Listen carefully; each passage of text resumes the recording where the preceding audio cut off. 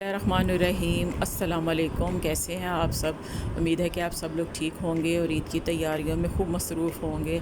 तो friends, video शुरू करने से पहले मेरी वीडियो को लाइक और सब्सक्राइब कर दें। तो चलिए शुरू करते हैं। बिस्मिल्लाहिर्रहमानिर्रहीम। तो फ्रेंड्स, आज मैं बना रही हूँ बीफ़ कढ़ाई। बीफ़ कढ़ाई ईद के दिन हर घर में बनती है। बीफ़ कढ़ाई या मटन या कलेजी, ये सालन हर घर में बनता है ईद वाले दिन। तो आप बीफ़ कढ़ाई को इस तरीके से बनाइएगा ज़रूर। तो यकीनन ईद वाले दिन आपके जो भी मेहमान आएंगे वो आपकी तारीफ़ ज़रूर करेंगे कि इतना मज़ेदार आपने सालन बनाया, ये वो भी बिल्कुल रेस्टोरेंट स्टाइल। इतनी अच्छी इसकी ग्रेवी बनती है और बहुत ही टेस्टी बनता है ये। तो चलिए शुरू करते हैं। तो फ्रेंड्स, इसके लिए मैंने 1 किलो से थोड़ा सा कम है ये गोश्त, बीफ का गोश्त मैंने लिया है। इसको धोकर मैंने कुकर में मैंने डाल लिया है।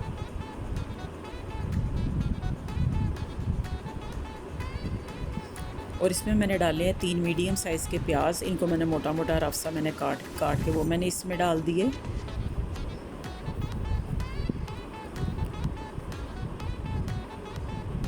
और अब इसमें जाएगा लहसुन छिला हुआ। तो फ्रेंड्स, इसमें हम पेस्ट नहीं डालेंगे जिंजर गार्लिक का। मैंने फ़्रेश लहसुन जो काट के वो इसमें डाला है, क्योंकि इसका सही जायका जो है इसी का ही आएगा। और 4 ये बड़े वाले टमाटर लेकर उसको मैंने दरमियान में से कट लगा लिया है, ताकि जब गोश्त के लिए कुकर मैं खोलूँगी तो इसका छिलका मैं अलहदा कर दूँगी। तो ये देखिए, दो कट मैंने लगा कर इसमें, तो ये मैंने ऐसे ही पूरे टमाटर साबुत ही मैंने इसमें ये डाल दिए हैं। और अब जाएंगे इसमें बाकी के मसाले। तो पानी इसमें जाएगा 1 से 1.5 गिलास।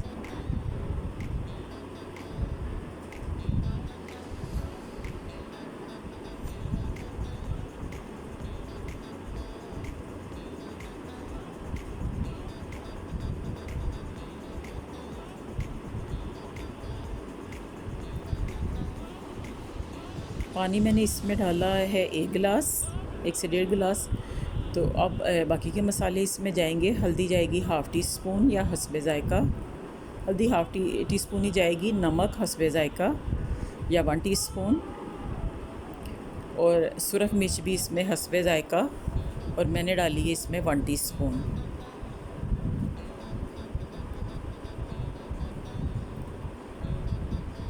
तो फ्रेंड्स, साथ में ये देखें, ये सुरख मिर्च मैंने इसमें डाली है 1 टीस्पून। तो अब हल्का सा मसालों को मिक्स करके मैं प्रेशर कुकर लगा दूँगी और तकरीबन 25 से 30 मिनट तक इसको सीटी लगाऊँगी, और फिर हम मिलते हैं। तो फ्रेंड्स, साथ में ये दूध बचा हुआ था 2 दिन का, मैं इसका कंडेंस मिल्क बना रही हूँ, क्योंकि ईद आने वाली और ईद के दिनों में ये कंडेंस मिल्क बहुत ही काम आता है। अगर आप चाय में इसको डालें तो इतनी मज़ेदार और टेस्टी चाय बनती है। या कोई भी चीज़ आपने बनानी तो उसमें डालें, जैसे सवैयाँ अगर बनाते हैं तो उसमें चीनी की जगह अगर आप ये डालेंगे तो उसका कलर और टेस्ट बहुत ही अच्छा आएगा। तो ये देखें, मैंने जो फालतू जितना भी एक्स्ट्रा दूध था वो सारा मैं इकट्ठा करके तो उसका मैं कंडेंस मिल्क बना रही हूँ। दूध में ये तकरीबन 1 किलो दूध और उसमें मैंने 2 कप चीनी मैंने इसमें डाली, और इसको मैं इतना पकाऊंगी कि वो पक पक के अच्छी सी उसकी वो बन जाएगी, क्रीमी शक्ल में आ जाएगा। तो ये देखिए, मैंने कुकर लगा दिया है। 25 से 30 मिनट तक मैं इसको सीटी लगाऊंगी। हाँ, और उतनी देर तक बाकी के दूसरे काम कर लेते हैं। तो फ्रेंड्स, जब तक ये सीटी इसकी बोलती है तो उतनी देर तक मैं इसमें डालने के लिए मैंने लिए 5 से 6 हरी मिर्चें और 1 इंच अदरक का टुकड़ा लेकर उसको मैंने थोड़ा सा पानी करके ग्राइंड कर लिया। उसका पेस्ट मैंने बना लिया मोटा मोटा। तो अब ये देखें, मैंने सीटी मैंने इसकी खोल दी है, और 25 मिनट के बाद फ्रेंड्स मैं इसका ढक्कन खोलने लगी हूँ। तो उम्मीद है गोश्त गल चुका होगा, और अगर नहीं गला तो फिर मैं दोबारा से इसको लगा दूँगी प्रेशर कुकर। और साथ साथ ये देखें, कंडेंस मिल्क भी पक रहा है, वो भी तैयार। हल्की आग पे मैंने रखा हुआ, तो ये फिर आहिस्ता आहिस्ता होता रहेगा। तो अब देखते हैं गोश्त गल चुका है कि नहीं।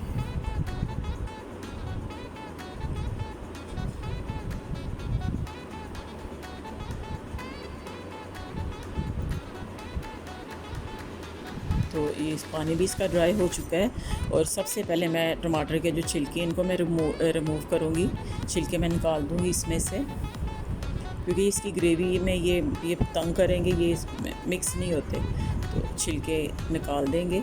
तो फ्रेंड्स मैं टमाटर को वैसे भी मैं फ्रीज़र में रखती हूँ, और जब इस्तेमाल करने होते तो उनको मैं सादा पानी में डाल देती हूँ, और उसको हाथ के साथ ज़रा सा ऐसे करो तो उसके छिलके अलहदा हो जाते हैं, और वो टमाटर बहुत ही आसानी के साथ मिक्स हो जाते हैं। किसी भी चीज़ में आपने अगर डाल लें तो आप उसको फ्रीज़र में से निकाल के पानी में डालें, और उसको हाथ से एक हाथ के साथ आप उसको मसलेंगे तो उसका छिलका फ़ौरन से उतर जाएगा।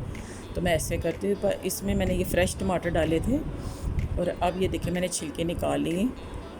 तो सबसे पहले अब मैं मसालों को अच्छी तरह सब ये प्याज, टमाटर, लहसुन, इनको अच्छी तरह चम्मच के साथ मिक्स करूँगी और इसकी अच्छी सी ग्रेवी बना लूँगी। गोश्त देखें गल चुका है कि नहीं। तो ये देखें फ्रेंड्स गोश्त गल चुका है। तो बस अब इसकी अच्छी सी भुनाई होगी, और बाकी की जो कसर रह गई वो भुनाई में पूरी हो जाएगी। तो अब मैं इसको चम्मच के साथ अच्छी तरह चम्मच चलाते जाएंगे। फ्लेम को मैंने हाई रखा हुआ है।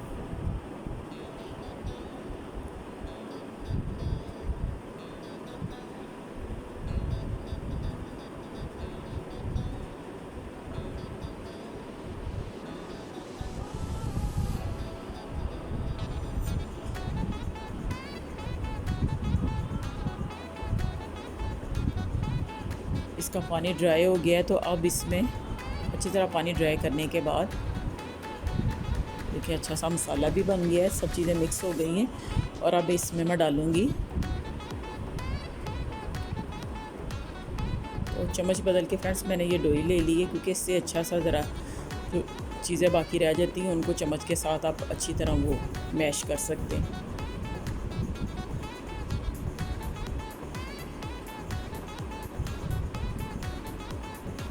तो ये देखिए गोश्त को गलाने के लिए मैंने प्रेशर कुकर में पहले इसमें पकाया था। तो अब मैं इसको शिफ्ट कर लूँगी कढ़ाई में।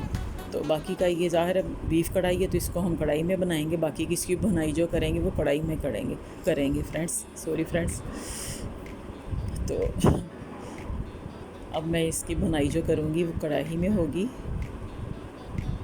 और इसमें अब जाएगा हरी मिर्च और अदरक का पेस्ट, जो मैंने थोड़ा सा पानी डाल के इसका मोटा मोटा मैंने पेस्ट बनाया था, वो मैं डाल के फ्लेम को मैं कर लूँगी हाई। और अब इसकी चम्मच चलाते जाएंगे और इसकी भुनाई करते जाएंगे और इसका पानी ड्राई करेंगे। तो फ्रेंड्स यकीन माने ये इतना मज़ेदार बनता है, ये बिल्कुल ऐसे जैसे रेस्टोरेंट में आप खाते हैं ना, बिल्कुल वही इसका टेस्ट आता है। तो वो भी इसको हाफ़ डन करके रख लेते हैं। जब फिर उन्होंने आगे से उनको ऑर्डर आता है तो फिर वो ये उनको फाइनल टच इसको देते हैं। तो ये देखिए अब इसका पानी ड्राई हो रहा है।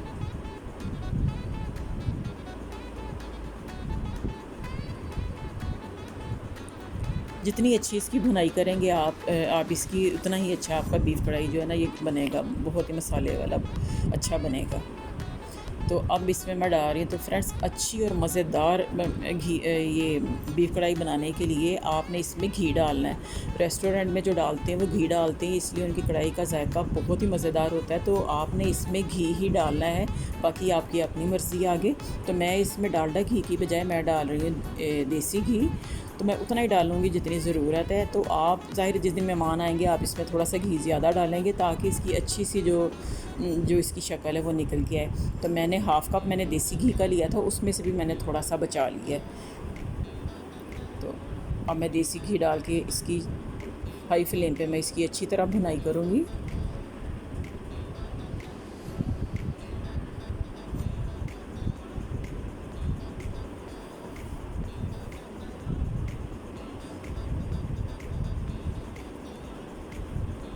तो फ्रेंड्स आप ये रेसिपी ज़रूर बनाइएगा, और मुझे ज़रूर कमेंट्स बॉक्स में आपने बताना है कि आपकी ये रेसिपी कैसी बनी और आपको ये अच्छी लगी है कि नहीं।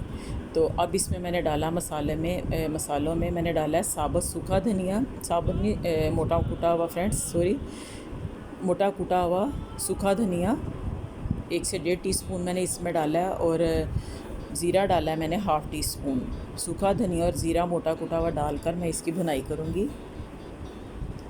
अब ईद आने वाली तो तकरीबन हर घर में यही होता है कि सब मसाले पहले से तैयार करके रख लेते हो। तो मैंने भी ऐसे सूखा धनिया और इस तरह की जो चीज़ें हैं, सब मसाले मैंने पहले से साफ़ करके उनको भून के तो ग्राइंड करके मैंने उनको रख लिया है, तो बड़ी आसानी भी रहती है। तो अब बाकी जो ईद के 1-2 दिन पहले रह गया वो बस वो लहसुन अदरक का पेस्ट और ये चीज़ें बस रहेगी, वो इंशाल्लाह मैं वीडियो में ज़रूर आपके साथ शेयर करूँगी।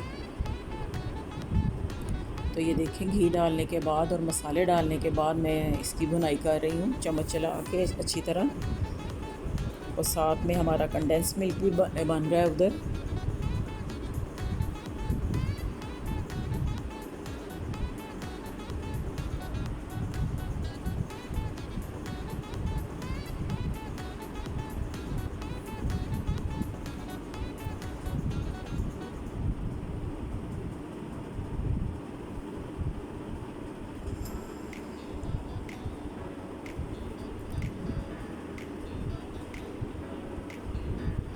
तो ये देखिए, इसका पानी ड्राई हो गया है।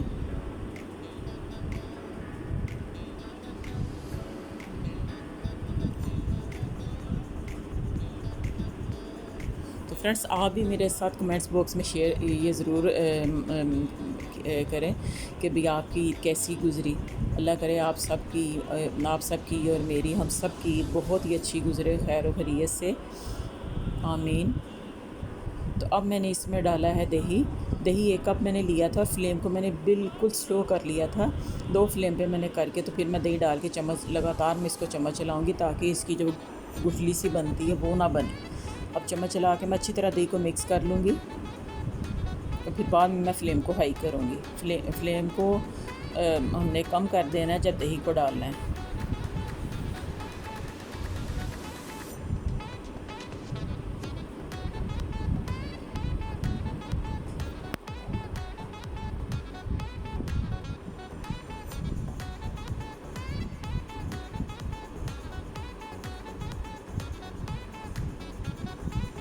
बस अब इसका फ़ाइनल टच है बीफ कढ़ाई का।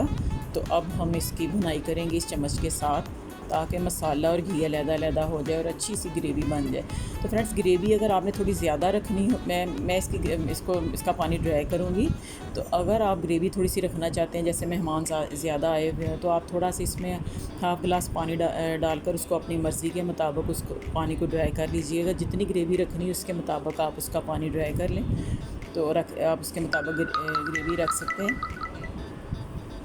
तो ये देखें, मैं इसका जो एक्स्ट्रा पानी है वो मैं ड्राई कर लूँगी और जितनी मुझे ग्रेवी चाहिए मैं उतनी करके तो फिर मैं इसको दम पे लगा दूँगी।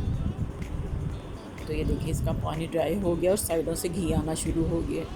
मसाले ने जो घी छोड़ दिया है।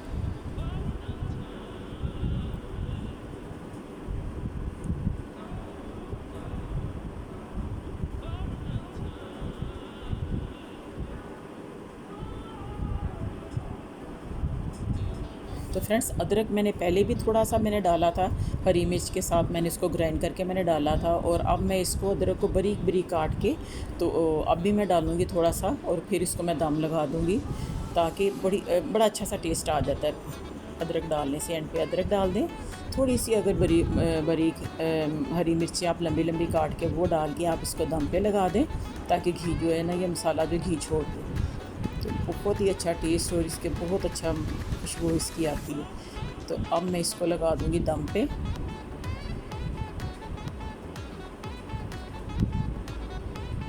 चार से 5 मिनट के लिए बिल्कुल दम वाले फ्लेम पर मैं इसको रख दूँगी। तो मिलते हैं 5 मिनट के बाद।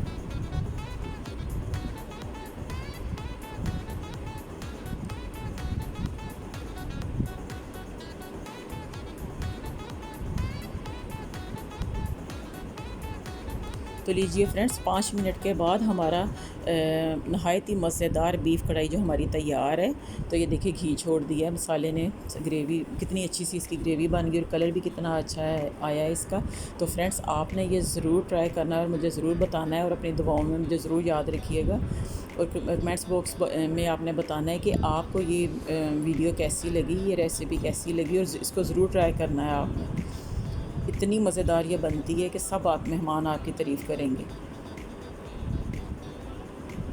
घी में आप इसमें थोड़ा सा ज़्यादा डाल लें क्योंकि मैंने अपनी मर्ज़ी के मुताबिक थोड़ा कम मैंने घी डाला है। आप इसमें घी ज़्यादा डाल लें, क्योंकि ईद वाले दिन मेहमान आए होते हैं तो उसमें घी थोड़ा सा अच्छा लगता है।